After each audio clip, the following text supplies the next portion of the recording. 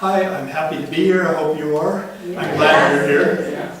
So, some of what I'm saying right now I said last year, but there's some of you who weren't here last year, so I'll say it again. Jeanette and I grew up in a musical family a mile outside of a tiny town of Startup, Washington, about an hour northeast of Seattle.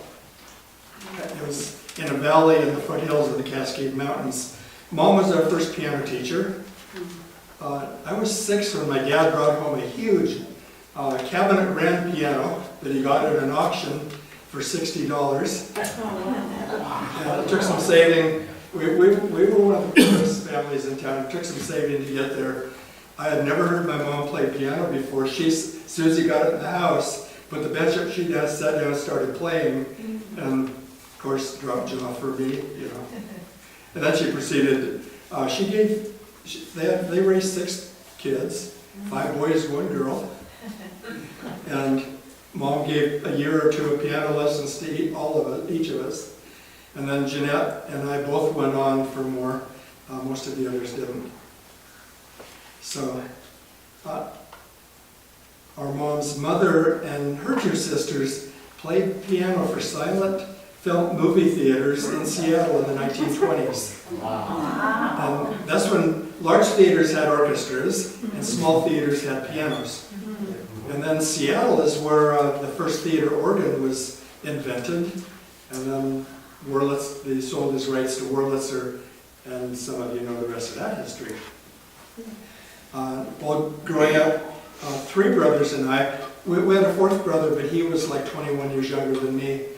And 3 of us had moved out of the house before he came along. So, but while growing up, my next 3 brothers and I sang frequent quartets at church.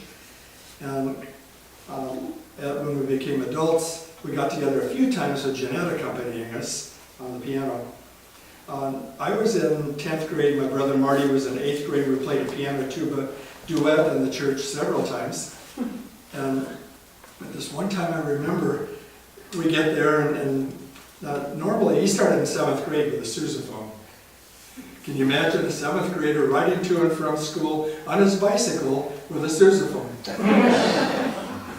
But for church, he didn't use the sousaphone, he used a regular tuba, and there's a reason for it, at least for this one time. He tried to tune it, and it wouldn't tune. It wouldn't match the piano. And then he had a bright idea, stuck his arm up the bell, this deep, and pulled out a roll of tuba music, set it aside, then it tuned right up. And of course it was planned. Jeanette's been performing for a while too. There was a Christmas program at the Sunday school when Jeanette was 4 years old. Mike reminded me of that story a little while ago. So anyway, so one kid after another went up and said their little piece that they'd memorized and sat down. So one kid sat down and Jeanette got up there. And my mom was panicked because Jeanette didn't have a part in that program. But she got up and rattled off something that made sense. And it was about as long as all the others and sat down with a smile. And she's been performing in public ever since. So shortly after high school, I was a pianist for my high school choir, also played in church. But after high school, I spent about 40 years without a piano. And Jeanette has a similar story. And recently, both of us ended up with a piano after all and started practicing again. And that's part of why we're here. So we're not professionals. We're rusty, trying to come back, having fun with a piano. And I'm hoping that we will give you some fun. And we're already planning some of the pieces for next year's concert. We're assuming. So most of the pieces Jeanette and I have are concert transcriptions of hymns and Christian songs. And you may recognize many of them, but there might be some there that you don't recognize. And that's why these little booklets are available to you that Jeanette printed out. And so the ministry of the words is what makes the hymns so important. It's fun to hear a piano play them, but the words are the part that's important. So that's another reason why we have these booklets for you. So, and the thought as I'm about to begin, theory is when you know stuff, but it doesn't all work. Practice is when things begin to work, but nobody knows why. So in preparing for this contest, I did my best to combine theory and practice. As a result, it'll all kind of work, but nobody will know why. So the first piece I'm doing is Siné Nominé, also known for All the Saints. The tune for the poem was written by William Howe, 1864. The tune was composed by Ralph Vaughan Williams, 1906. So.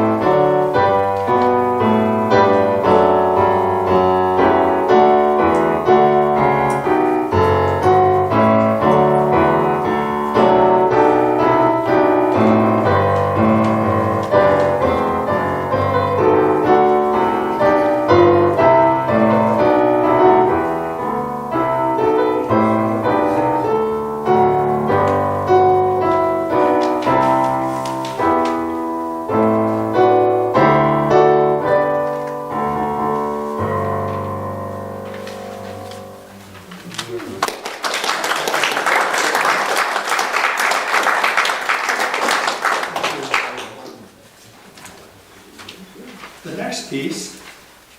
I lived with my maternal grandparents for 2 years while going to college. My next piece is a catchy tune named Rustic Dance. It was written in 1898, just at the beginning of the ragtime piano era. It was my grandpa's favorite piece, and that he asked Grandma to play it to him almost every week, at least once a week. So the tune rattled around my head all these years, and I finally decided to try to learn it for myself. And I'm still a little bit rusty on it, but here's Rustic Dance.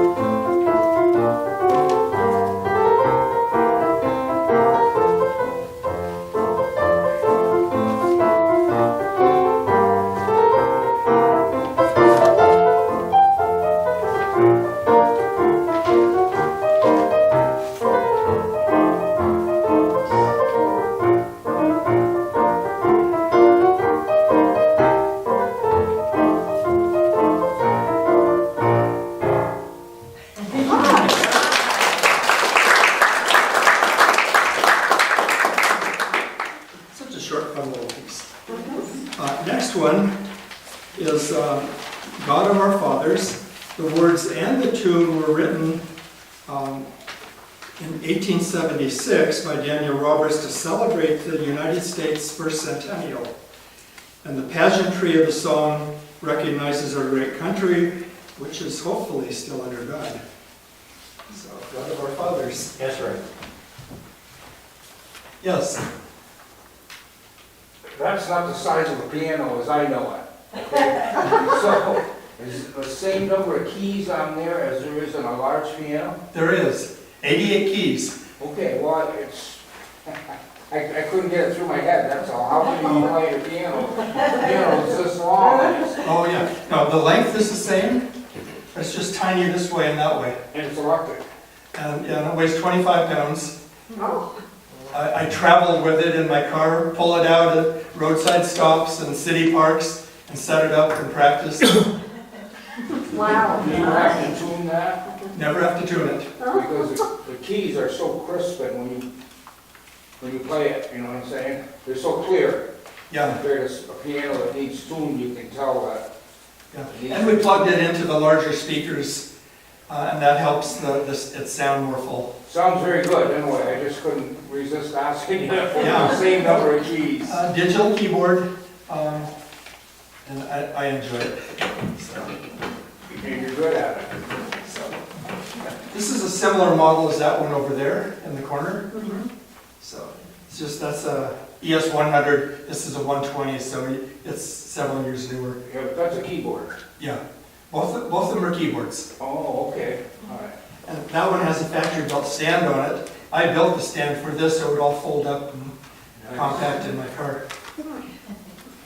Okay, God of Our Fathers.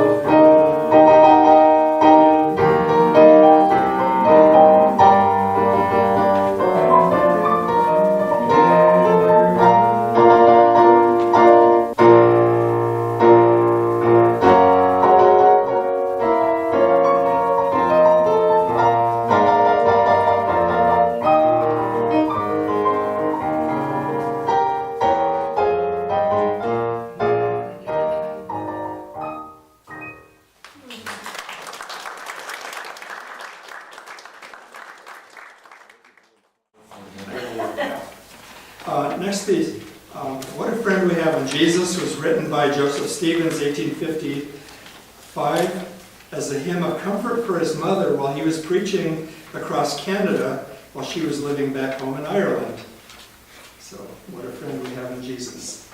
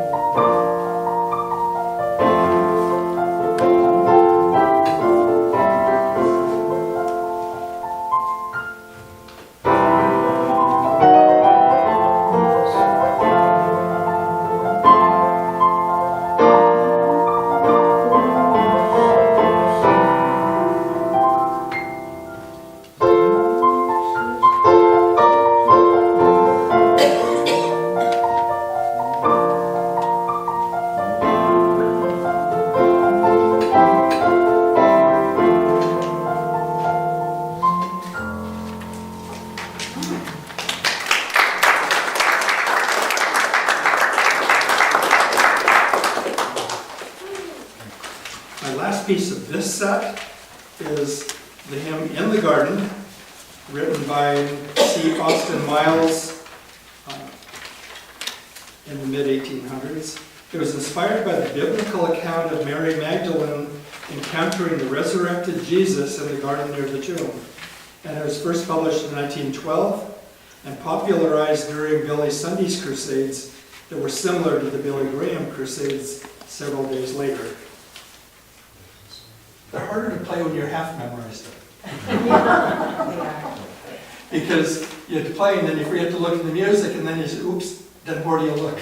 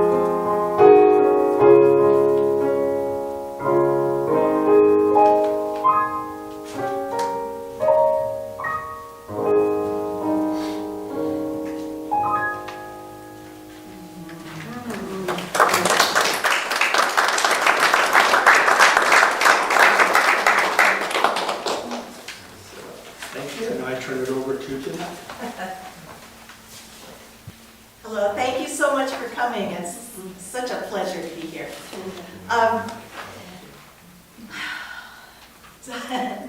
Tom said I could tell this story. It's not about him. So.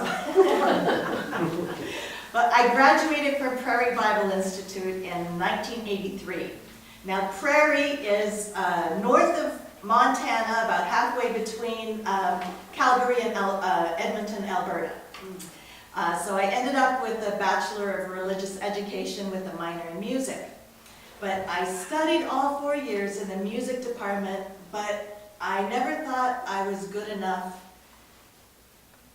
There were so many other people that were better than me, better singers, better players, so I never even tried out for the elite choir because I didn't think my voice was all that great. So finally, in the beginning of my senior year, some of my friends wanted to try out and they talked me into doing it too. So here we were, out in the hallway on long wooden benches, and each waiting for our turn to be called. So one by one, my friends went in and auditioned, and I was still sitting out on the bench. Finally, there was just one other person and me. They were sitting on our end of the bench, and I was sitting on the other end of the bench. So the last person before me came out of the audition. The fellow to my left stood up, the bench tipped over, and I landed on the floor. And then they called my name. And I was So much. So when I went in there, it didn't occur to me to be nervous anymore because it was so funny. Anyway, so I not only made it into the elite choir, but I also got to be on a small traveling choir as well. And so we would go around Montana, Idaho, Washington, Oregon. We'd sleep in people's homes, and we would sing in their churches, several nights a week. And we had a blast. And it's all because I fell on the floor. And sometimes it just amazes me what a great sense of humor God has. Amen. Now, my first song... One of her performances was an hour drive from our home, so my parents and my wife and me, we went to hear her in her... Oh, yes. It was so exciting to have my parents and Tom and his wife come and hear us play. And then I went straight home from there. So. I played, the first song I played last Sunday, Precious Memories. It was written by John Wright, who was the fifth of 12 children. His mother was a well-known singer, and his earliest memories were of his mother and father singing old-time songs. As a result of this upbringing, he wrote over 500 songs. Most of them were based on scenes of his childhood. So in 1923, he wrote Precious Memories. And when I was growing up, my parents used to play a phonograph album from Tennessee Ernie Ford. Yes. And this was on that album.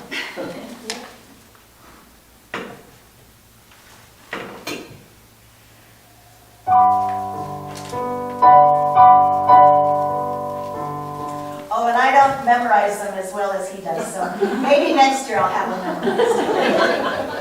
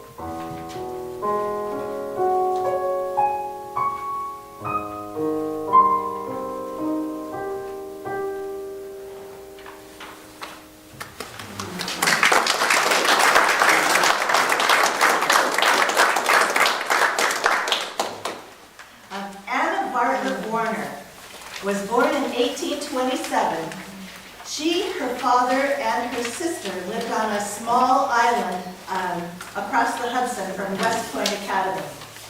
And her uncle was a chaplain there.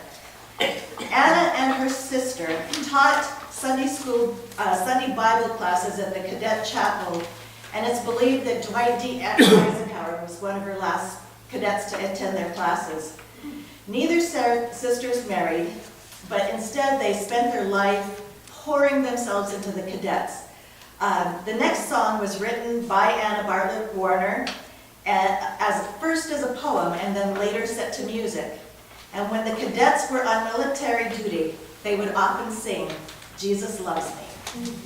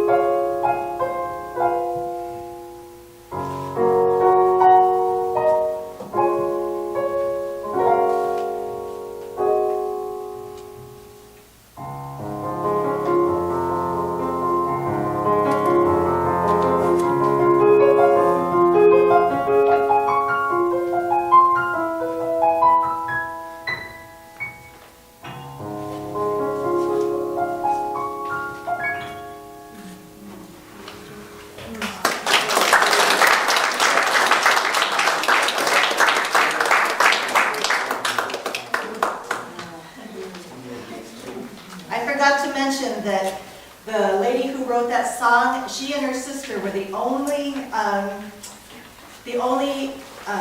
non-military people buried at West Point Cemetery. Our next song was written by Martin Nystrom, a native of Seattle, Washington, who graduated from Oral Roberts University in 1981. While attending his seminar, he was at the piano trying to write a song and couldn't think of a song. So he was just playing chords here and there. And he happened to notice a Bible that was open to Psalm 42. He read the first verse and then sang the rest of the psalm to the chords that he had been playing. The song wrote itself in a matter of minutes. And he has gone on to write close to 250 songs. And this is As the Deer.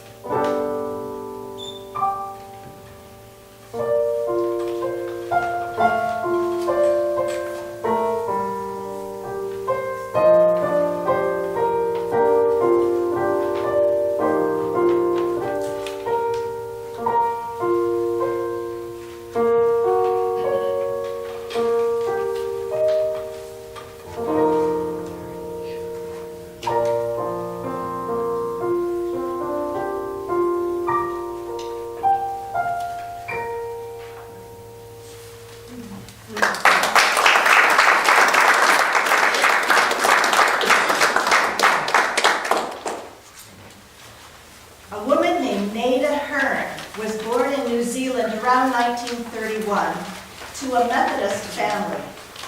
She was married to a man who, after they were married, along with their son, converted to another religion. And since she did not convert with them, they didn't treat her very well. But Nada inspired those around her and was always eager to lead a Bible study for others in her community. When she was in her early 40s, she began studying the verses of the Bible, referring to Jesus' name. As she was doing laundry one day, she wanted to keep her mind focused on his names. She began humming a tune and thought, maybe I should write this down. And she did. Jesus, name above all names.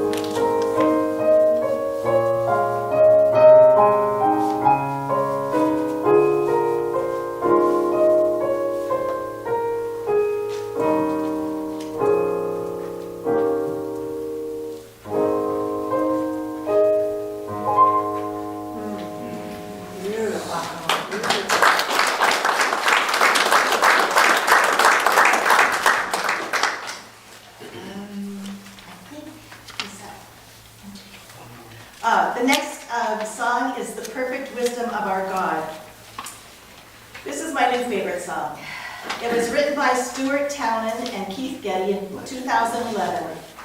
And here's what Stuart Townend said about this song. We often sing about God's power, His love, His faithfulness, and His knowledge, but we don't really sing about wisdom. This song explores His wisdom in relation to creation, how it directs us, and how we can apply this truth to our lives, even through suffering. The perfect wisdom of our God.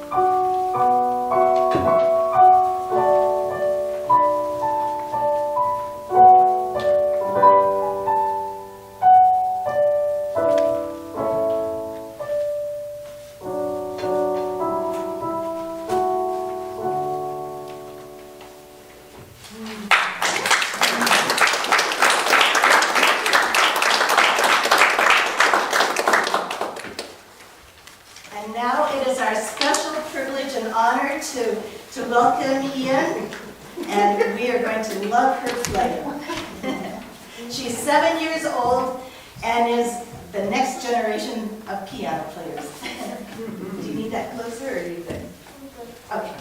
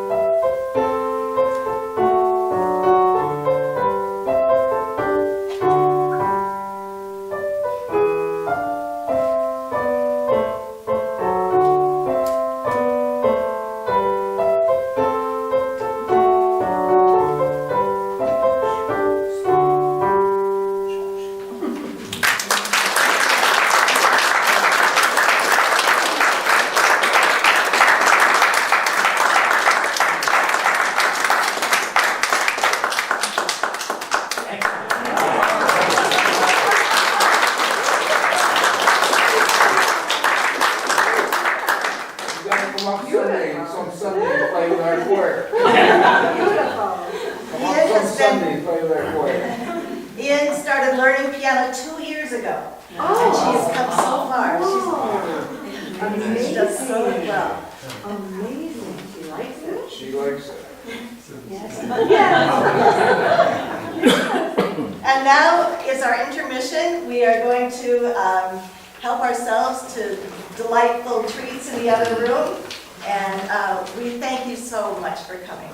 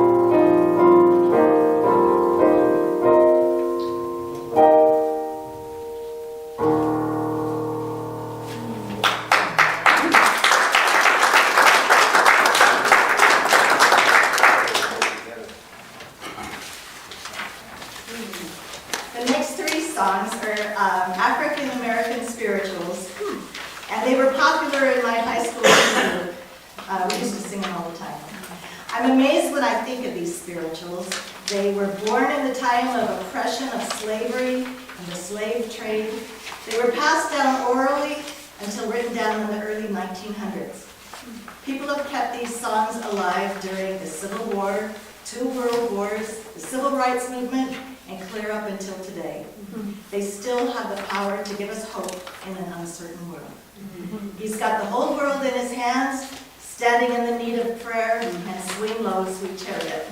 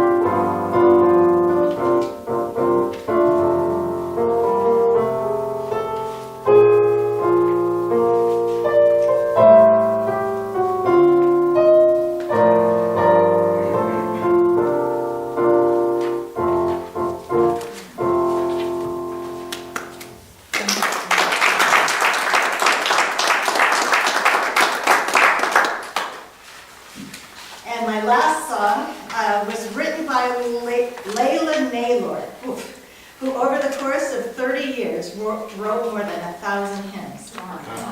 This is not a well-known hymn, and I'm not going to make it all the way through, so I'll be playing it maybe again next year. But I love the message. It says, he's healed the brokenhearted and caused the blind to see, and still his great heart yearns in love for me, sweeter as the years go by.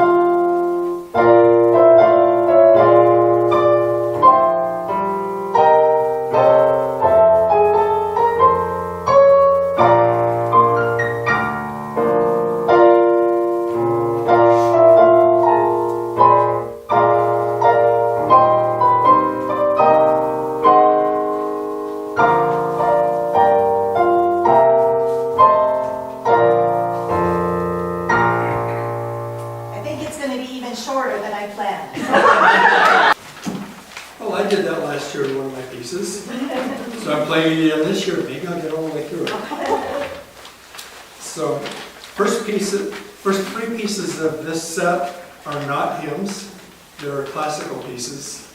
So, and then I'll play a hymn,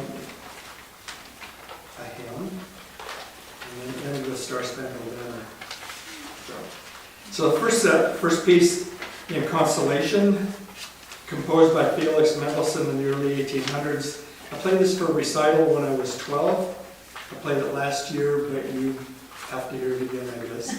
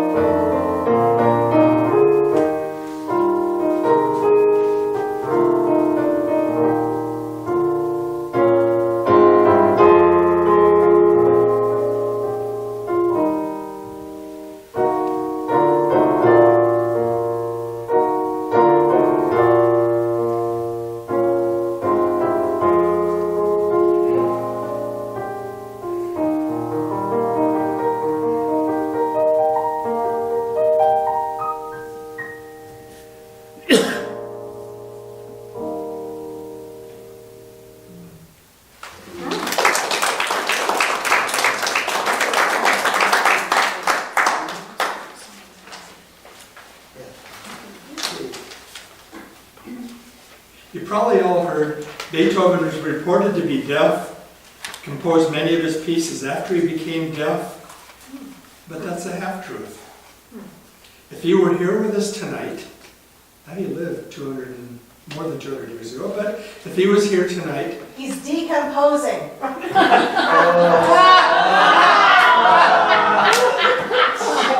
a knee slapper. Yeah, look at this. I don't have a follow-up for that. If he was here tonight, he wouldn't hear anything I say or Jeanette said or even the piano.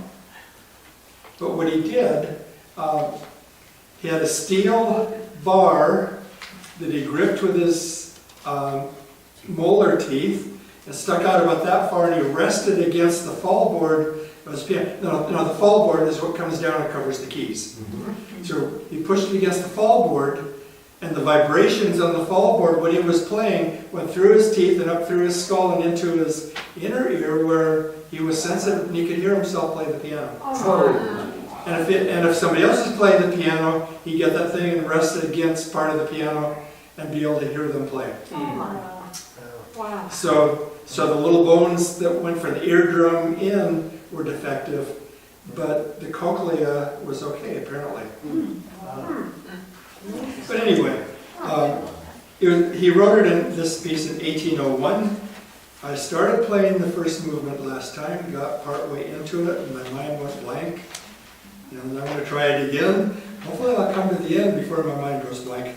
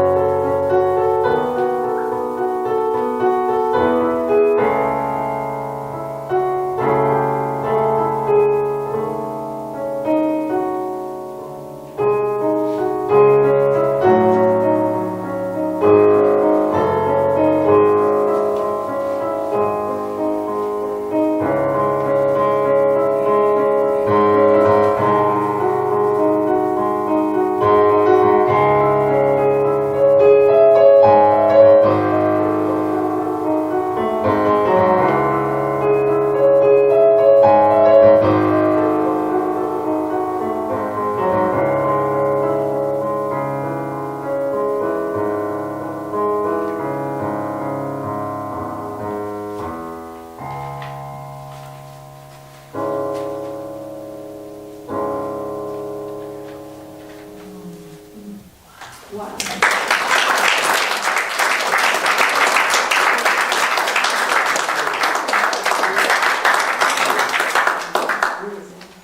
Thank you for anyone who was praying that I would make it through. I'm just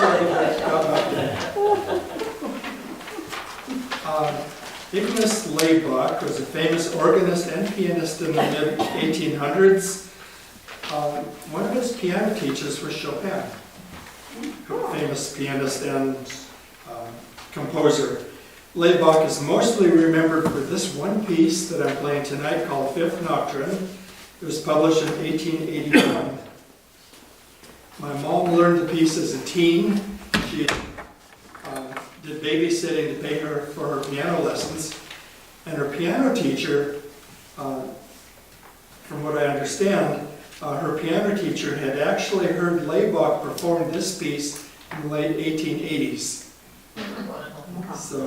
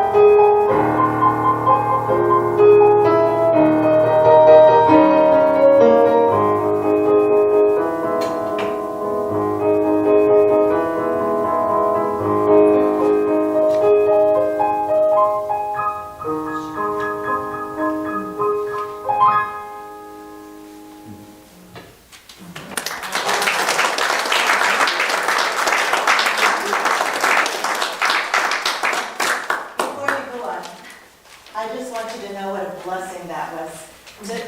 My mother used to play that song, and to hear that again, oh, it was amazing. Someday I'll play it as good as she did. This is my final piece. If you'd like to sing along, you're welcome to. If you want to just listen, you're welcome to. Whatever you'd like to do.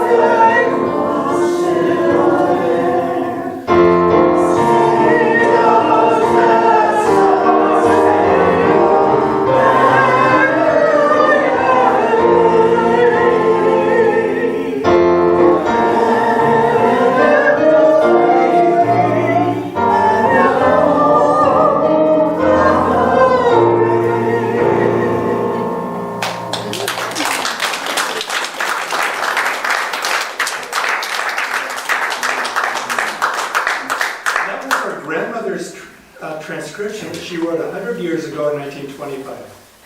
That concludes our evening, or that concludes what we can play for you. Thanks for coming. It's fun being here. Thank you. I'm looking forward to being here a year from now. Yes.